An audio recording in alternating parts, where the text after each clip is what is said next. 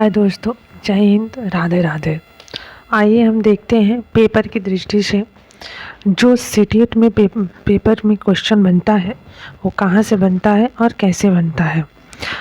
और जब बनता है तो सबसे पहले उसका हम थ्योरी देख लेते हैं।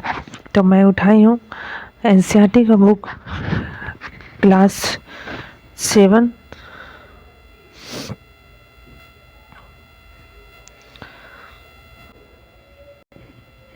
हाय दोस्तों, जय हिंद, राधे राधे। आइए हम देखते हैं कि सीटेट में पेपर की दृष्टि से जो क्वेश्चन आता है या प्रश्न आता है वो कहाँ से आता है। तो मैं ली हूँ क्लास 4 की 5 की बुक।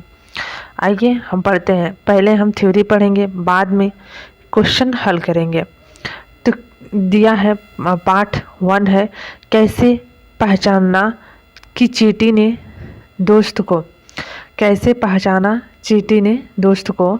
तो मैं बता दूं, सबसे पहले ये बता दूं कि ये पर्यावरण के लिए है जो 30 नंबर का आता है। 30 नंबर में 15 नंबर व्यवहारिक क्वेश्चन होता है और 15 नंबर थ्योरी होता है।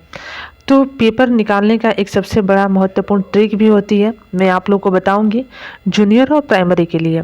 लेकिन इससे पहले कि हम देख लेते हैं थ्योरी पे, आइए देखते हैं। क्या तुम्हारे साथ कभी ऐसा हुआ है, तुम स्कूल के मैदान में बैठे हो, तुम स्कूल के मैदान में बैठे हो, तुम स्कूल के मैदान में स्कूल के मैदान में बैठे खाना खा रहे हो और चील आकर फुर्ती से तुम्हारी रोटी ले गई। तुम एक सोए हुए कुत्ते के पास से गुजरे और झट से उसके कान खड़े हो गए। फिर कह रहा है कि खाते समय तुमसे कुछ मीठा जमीन पर गिर गया और कुछ ही पल में वहाँ चींटियाँ झुंड इकट्ठा हो गया। एकदम जीरो से हम चलते हैं सीटेट के लिए। और यहाँ कह रहा है कि सोचो, कह रहा है कि सोचो क्या क्यों होता है, ऐसा सोचकर बताओ। तो ऐसा सोचकर बताओ क्यों होता है। तो हम देखते हैं कि जानवरों में भी देखने और सुनने, सूंघने और महसूस करने की शक्ति होती है। इससे आप लोग को पता है कि हमान में भी सुनने और समझने का शक्ति होला। और सूंघे ही नहीं जा, सूंघ के ही बताओ नहीं जा कि सब्जी कैसन बनल बा, रोटी कैसन बनल बा, या दाल कैसी है, और चख के बताओ नहीं जा कि नमक कैसा है। तो कोई जानवर मीलों दूर से शिकार को देख सकता है, कोई हल्की से हल्की आहट को भी सुन लेता है, और कोई जानवर अपने साथी को सूंघ कर ढूंढ लेता है। न जानवरों को भी अजीब दुनिया है।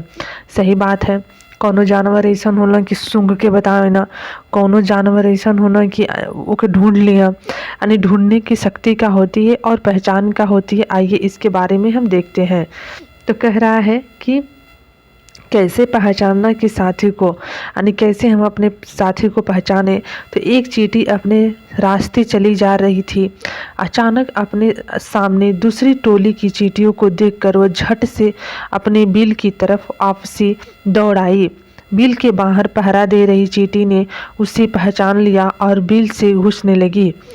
बताइए, बीच से घुसने लगी। वो पहचान लिया कि ये मेरी झुंड की चींटी नहीं है। फिर कह रहा सोचो और बताओ, इस चींटी को कैसे पता चला कि सामने वाली चींटियाँ दूसरी टोली की हैं।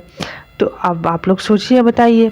देखिए, सीटीएट पास क्वालिफाई करने के लिए आपको ये नहीं कि आप 25 साल के हैं और 25 साल के हैं और 20 से 22 साल के हैं और बहुत लोग 30 साल के होंगे। तो आपको ये नहीं कि 30 साल वाला दिमाग लेकर चलना है, आपको अपने दिमाग को सबसे पीछे लाना है। अगर आप 5 क्लास के बच्चों का बुक पढ़ रहे हैं तो 5 क्लास जैसे ही आपको सोचना भी पड़ेगा, तभी आपको कुछ चीज़ें जो है आएंगी। पहरेदार चींटी ने इस चींटी को कैसे पहचाना, इससे भी क्वेश्चन बनता है, बहुत खतरनाक बनता है जब बनता है। तो चींटी के कुछ दाने गुड़ या कोई मीठी चीज़ ज़मीन पे रखो, अब इंतज़ार करो चींटियाँ के आने का। अब देखो चींटियाँ कितनी देर में आई, क्या सबसे पहले एक चींटी आई या सारा झुंड इकट्ठा आया।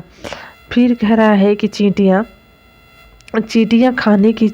कहाँ क्या करती हैं, वे उस जगह में कहाँ जाती हैं, क्या वे एक दूसरे के पीछे कतार में चलती हैं?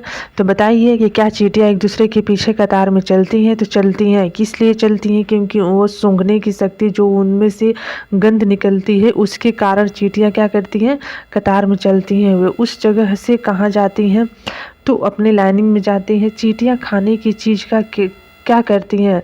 तो चींटियाँ, देखो चींटियों में कई भाग होता है। जैसे हम लोग में, हम प्राणियों में सिपाही अलग है। जैसे घर में ही देख लो, पापा का कार्य क्या है? पापा का कार्य है बाहर के कार्यों को करना। मम्मी का कार्य है, मम्मी घर के कार्यों को कर लेती हैं। अब तो रूढ़िवादिता थोड़ा सा हटाइए, तो जैसे रूढ़िवादिता मत जाइएगा आप लोग। रूढ़िवादिता अगर सोचेंगे तो ऐसे अगर कार्यों को हम लोग बांट के करते हैं, वैसे कुछ चींटियाँ सिपाही होती हैं, कुछ चींटियाँ रानी होती हैं, कुछ चींटियाँ उसमें नर होती हैं। सबसे महत्वपूर्ण बात मैं बता दूं कि कोई बताता नहीं है, इसको आप लोग पढ़ेंगे तो आप लोग का मन, जो 15 नंबर का साइकोलॉजी आता है, भावनात्मक प्रश्न, व्यवहारिक प्रश्न, वो यहाँ से पूरा हो जाएगा। कह रहा है कि इस उम्र के बच्चों में जानवरों के प्रति उत्सुकता होती है और उनके अनुभवों को शामिल करने से चर्चा रुचिपूर्ण हो जाएगी। कई ऐसे अवलोकन होते हैं जिनके लिए बच्चों को धीरज और बारीकी से देखने का अभ्यास कराना होगा। अब इसमें क्वेश्चन कैसे बनाएगा, इसके लिए हम अगला सेशन में देखेंगे।